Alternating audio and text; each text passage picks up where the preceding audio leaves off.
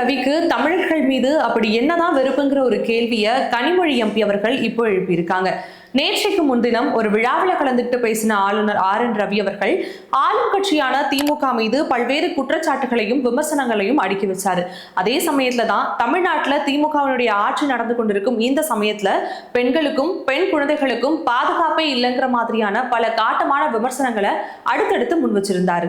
ஆளுநர் ரவி அவர்களுடைய இந்த கருத்துக்கு பதிலளிக்கும் விதமா கனிமொழி எம்பி அவர்கள் அவருடைய சமூக வலைதள பக்கங்கள்ல ஒரு கருத்தை ஒண்ணு பதிவிட்டிருந்தாங்க. அதுல தேசிய குற்ற ஆவண காப்பகத்தின் 2022ஆம் ஆண்டினுடைய அறிக்கையின்படி உத்தரப்பிரதேசம், மகாராஷ்டிரா, ராஜஸ்தான் ஆகிய 3 மாநிலங்கள்ல தான் பெண்கள் பாதுகாப்பு ரொம்பவே கவலைக்கிடமா இருக்கு.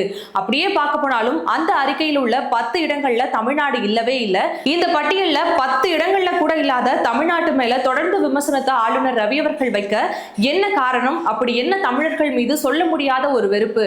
அவர் உண்மையிலேயே ஆளுநர் பதவியில இருக்காரா அல்லது பாஜகவினுடைய தலைவரா இருக்காரா அப்படிங்கிற மாதிரியான ஒரு காட்டமான விமர்சனத்தை கனிமொழி அவர்களுடைய தரப்பிலிருந்தும் ஆளுநர் RN ரவி அவர்களை நோக்கி எழுப்பப்பட்டிருக்கு.